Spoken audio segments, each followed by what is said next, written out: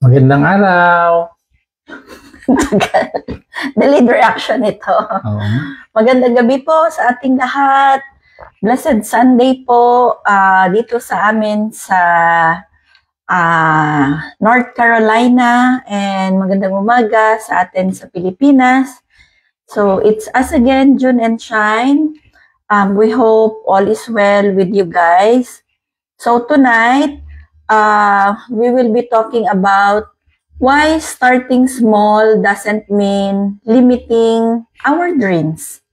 Diba? In fact, small steps can lead to big transformations. So, join us as we dive into how we can take action while keeping those big dreams alive. Diba? So, do you know that starting small has has a great impact, or it's a powerful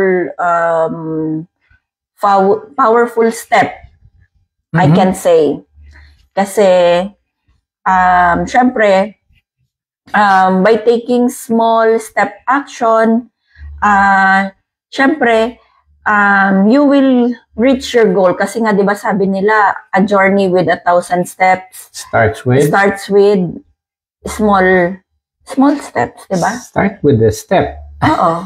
A journey with 1,000 miles pala, sorry. A journey with 1,000 the first step, yeah. Starts with a single step. Yeah. Pero with that being said, why people still hesitate to start? Kasi unang-una, fear of failure na naman. 'Di ba? O di kaya feeling overwhelmed or believing that their current situation isn't ideal. And syempre, they are very much confined sa kanilang comfort zone. Kaya medyo banjing-banjing na lang. Oo. So, yung beauty naman ng taking small steps, kumbaga small steps are manageable and syempre less intimidating, kasi rather than yung magte-take ka ng massive action or yung massive steps, 'di ba, mas overwhelming yung ganun kaysa naman yung magte-take ka lang ng small but kumbaga small but consistent action. It is more like kumbaga mas nakakawala ng feeling of overwhelm. Diba? Tapos syempre, each small actions build momentum and confidence. Yeah. Diba? Kasi like for example, yung pagsisave ng pera, diba? When you save a small amount of money consistently, syempre, it will lead you to have a big financial goal. Diba? Yung pakonti-konti mong ipon ng $1 in a month, malay mo, ang tawag dito, malay mo in a month or two, hindi mo pala namamalayan, malaki na yung na-save mo. Oo, tama ka dun. And then, syempre, yung sa amin naman, when we started our online business, hindi naman namin alam lahat. Hindi nga ako tech savvy, wala rin akong alam basically, wala talaga akong alam sa business. It's just that I just took one step at a time para malaman ko kung paano siya patakbuhin, how the business will work, everything about the business. Talagang pinag-aralan ko siya one step at a time para hindi overwhelming yung information na makukuha ko, 'di ba? And now, by having that action I took before, syempre I'm seeing progress, and maybe we can say we're staying closer to see our big dream. Kasi ang dream naman is something like kumbaga walang masamang mangarap ng malaki. 'Di ba? siguro sa lahat ng libre sa mundo, yun na siguro ang masasabi kong siguro masasabi kong pinaka dapat mong pagbigyan ng pansin. Kasi 'di ba, you can dream whatever you want, 'di ba? Sky's the limit. Oo, sky is the limit pagka nangarap ka. But then, syempre, pag nangarap ka, you have to make sure also that you will take action. Nang sa ganun, maabot mo yung pangarap mo pag dumating yung panahon. 'Di ba? Kasi ang mahirap sa atin, usually ang mga tao, we just keep on dreaming without doing something. So, yung pangarap na yon, mananatili siyang pangarap kasi wala tayong ginagawa, 'di ba? And then syempre, when you are holding into kumbaga, all of us are holding into something bold and something big. When it comes siguro sa family natin, yung dreams natin for our family, dreams natin for our children. Kumbaga, pagdating sa kanila, sky is the limit din yung pangarap natin sa kanila, di ba? Tama. So, bakit nga ba yung pangarap natin is kailangan malaki? At saka bakit kailangan mong mangarap? Kasi when you are dreaming, it gives you the direction and purpose. Di ba?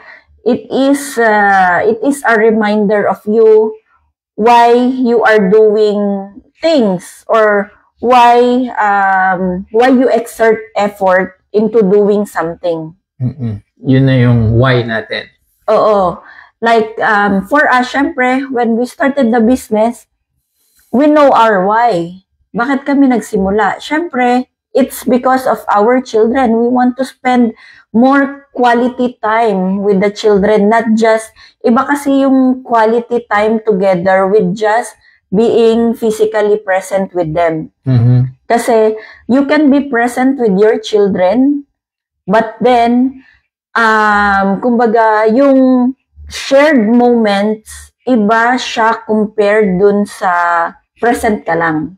Diba? We will be digging about this topic in the coming days, but for tonight, we will just be focusing on why it's okay to start small and dream big. So, katulad ng sinabi namin, why dreaming big is essential kasi nga, syempre, it gives you the purpose and the direction. And then, syempre, you have to overcome doubts. Diba? You have to address common doubts sa buhay natin. Kasi, usually, yung mga doubts na dumadating sa atin, yan yung, what if it will take so long? Diba? Like for us, when we started, when we found the business opportunity, syempre maraming mga doubts, maraming mga questions in our mind. Isa sa pumasok sa isip namin is, what if it will take us so long to reach our goal? Or what if we failed?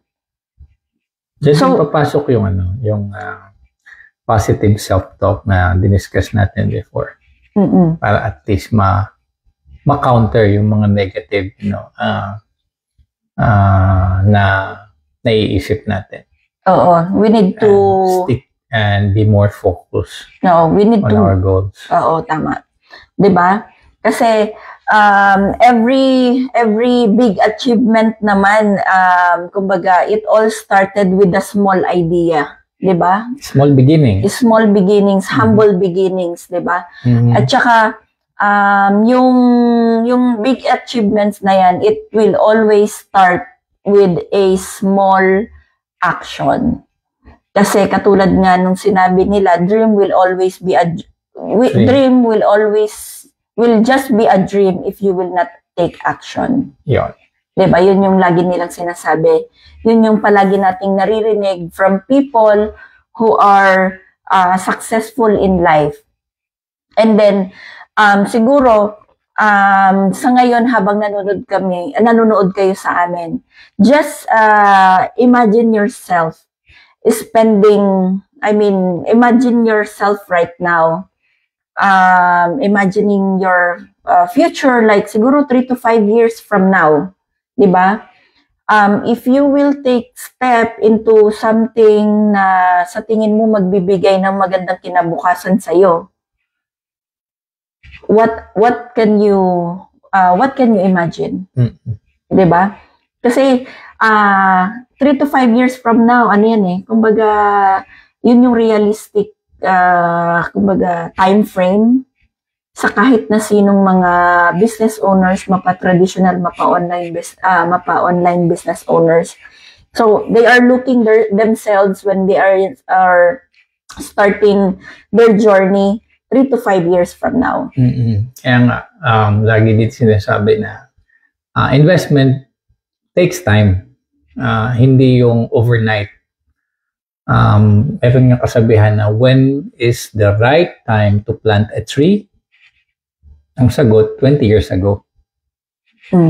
Kasi you have to consider how long it will take for a tree to develop from a small tree or a small plant or from a small seeds hanggang sa lumago siya, And over time, it will bloom into a big tree. So, kung ano man yung gusto mong marating, syempre, kailangan mong pagtuunan ng oras, you have to be patient, you have to nurture it, and you have to dedicate yourself and be consistent in order for you to achieve those goals. Yeah. So, how are we going to balance patience and our ambition? Diba? Syempre, unang-una, we need to trust the process. Kasi katulad nung sinabi niya, growth takes time. Any growth, personal growth, professional growth, or business growth, it takes time. Diba? So, just be patient with yourself and stay committed. Kasi kahit naman ipasok mo sa bangko yung pera mo, you will still have to wait some time.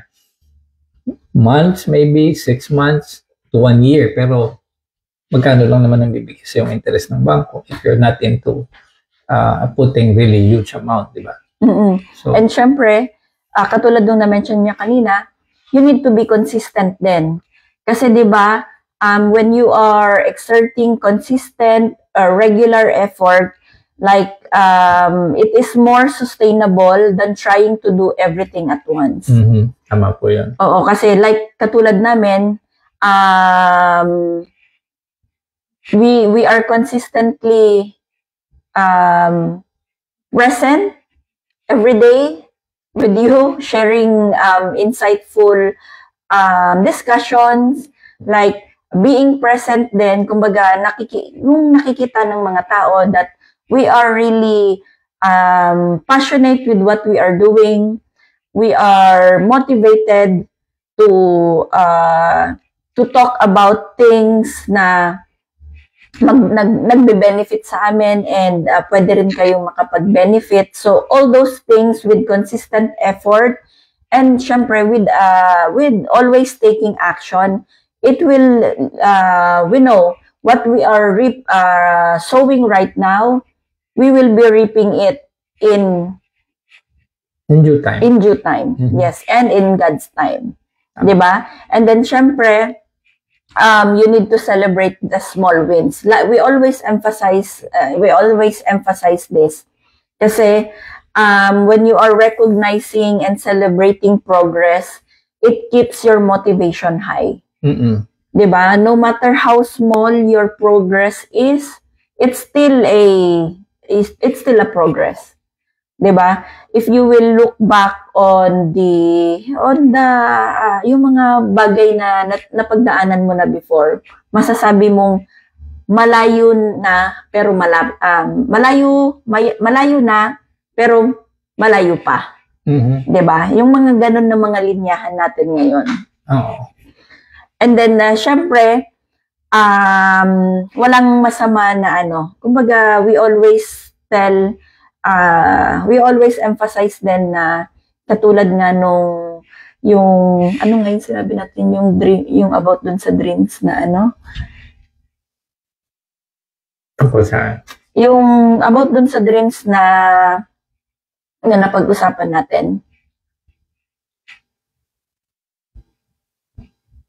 Dreams na dream big. Oo. Stay focused. Oo. Take the initial step. Be consistent. Be patient. Dream big. Yun nga yun. Hello, Ate Neriza. Hey. Thank you for watching. Kamusta? Saan nga sila? Sa Kentucky. Kentucky. Oo. So for those who are watching right now, what one small step you can do or you can take today towards your big dream? Diba? Kumbaga, ano lang naman yan eh. It's just a matter of making the right decisions that will align with your visions, your goals in life. Diba? Kumbaga, ano siya, you just have to know what will inspire you to move forward in achieving that goal. Diba? Kasi, katulad nga nung na-mention namin kanina, the journey of 1,000 miles begins with 1,000 steps. A single step. Yeah. Mamadali, may lakad. So, just remember, your dreams are valid. Diba? No matter how big they seem, all you need to do is to take the first small step. So, let's start small, but let's dream big. Kasi, walang, libre ang mangarap. Diba? Walang bayad yan. Sky is the limit. Tama. So, pero syempre, pag nangarap tayo, let's take action na rin para, parang hitting two birds with one stone. Di po ba? So, siguro iwanan na lang namin kayo ng inspiring quote. Yeah. Di ba? Sabing ganon, every big achievement was once just a thought in someone's mind. So, lahat ng napagdadaanan natin, lahat ng achievements natin, lahat ng successes natin in life, it all comes in our mind. Kumbaga, nagdaan yan sa isip natin. Nagdaan, pero naging reality kasi we took action. So, I think that would be all for tonight. And kumbaga, patuloy lang po tayong mangarap kasi, naman yan eh, kumbaga, binigay yan sa atin ni Lord, binigay sa atin yung ability to dream and to take action. So, again, maraming salamat po for staying with us, for journeying with us, and for those who will be watching replay, maybe you can comment your insights about what step you can make today to towards achieving your goal. Towards achieving your dreams. Your big dreams. Diba? So maraming salamat po ulit and God bless po always and sa lahat po ng magiging desisyon natin in life. Good night. Salamat po. Salamat po. Thank you, Ate Nerissa.